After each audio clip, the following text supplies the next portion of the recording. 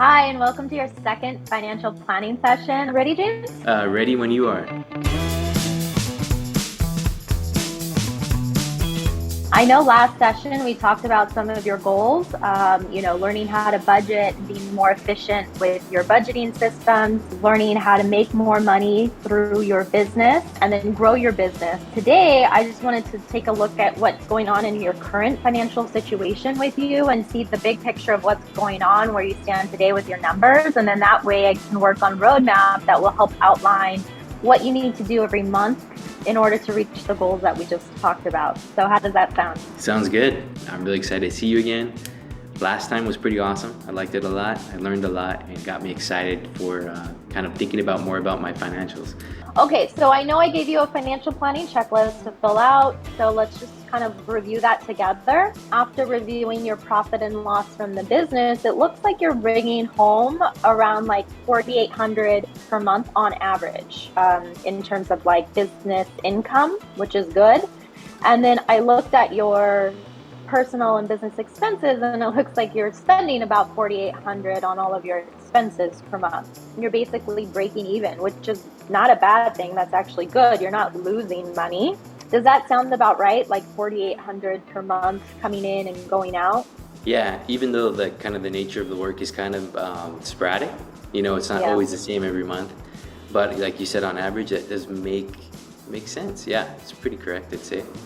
Yeah, and because you're a business owner, that's very common. Like some months I noticed have a lot more income than others. So as a business owner, it's very common that your cash flow isn't even. So you always want to know, what is that number? In this case, $4,800. So anytime you have more than $4,800, we'll look at it and on a quarterly basis, probably for you, and say, okay, how much extra do we have that we can set aside for our goals? Yeah, what can I maybe change or alter with my income and my expenses to kind of keep a little extra on the side each month? We only have two things we could do: reduce our expenses or increase our income. What would you say is like one way you can increase your revenue this year from the business?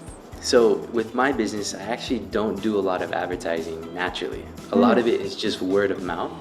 If I were to do a little bit more, I guess, groundwork and go out there and kind of pitching to companies and making more connections and doing a little bit more marketing in that field, I think it might open the door to possibly new projects and more clients. That sounds great. It sounds very exciting. I mean, it's great that you have this sustaining business of word of mouth. But yeah, like you said, if you just did a little marketing and maybe get, like I said, a few more clients, it's not maybe that much more of a workload, but it'll bring that much more income into the mix. Yeah, I like that idea. I mean, it's always, I guess I get in the mood of feeling comfortable with where I'm at, but in reality, there's so much more possibility, I guess. I mean, it's more work, but I think that's where I need to learn how to scale and maybe I don't know, outsource or contract some other people to help. One thing for you as a business owner, it's very important to separate out your business expenses and your personal expenses and have those two separate bank accounts clearly defined. Do you have that separation right now, or is that something we need to work on? I do actually I have a business account and I have a personal account. Great. I have another personal account just for miscellaneous savings. The problem is sometimes I'll use personal funds for business or whatever, but you're right, I need to separate and kind of directly, I guess, manage that. So it's very clear, very defined. Yeah, that's very common. I mean, we kind of business owners, we tend to do that. But I'm telling you, the more disciplined you can be, like, this is a business expense, run it under the business account. This is a personal, run it under the personal. It's going to help you tremendously. And that kind of details, I know sometimes it takes like maybe a few months to get used to that discipline, but it'll help you be more efficient with your dollars. And that's what we're, all about. I like that, yeah. Now let's just review your assets and liabilities. So this is what I like to call your financial report card. Basically, it's what you own. Those are your assets, minus what you owe. Those are your liabilities. And I like clients to focus on this as their benchmark for are they doing well financially? Because I think a lot of times people ask, Brittney, am I where I'm supposed to be by now? And I'm like, I don't know, where are you supposed to be, right? Like, I don't believe just because you're 25 or 35, you should have X amount in the bank, because everybody has different goals, different lifestyles. So you shouldn't have those sorts of benchmarks. You should just look at your own net worth.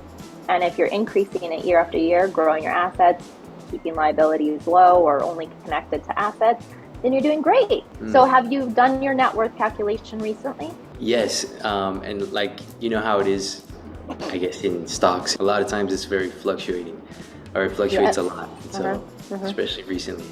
But yeah, averaging out, I have done kind of figuring that out with what assets I have. Every week I kind of do a recap and just check. Oh, nice. I like to call those money dates, your weekly check-ins that you're talking about. And I love that you are tracking this weekly. Well, this is a good session. I know this was more of just like kind of diving in a little bit to your financial data. You know, we looked at your income and expenses. We're going to really finalize your net worth next time. So now what I'm going to do is actually work on a roadmap to show you next session and our last session that outlines the exact things you need to do every month in order to reach these goals more effectively. So how does that all sound to you? Yeah, roadmap would be amazing. Sounds good. For sure. And until then, celebrate the fact that you gathered all this information, have some good systems already of your weekly check-ins on your net worth. I think that's amazing. And then hopefully I'll just be able to add more clarity and value with some extra systems to implement next session. Cool. Thank you so much.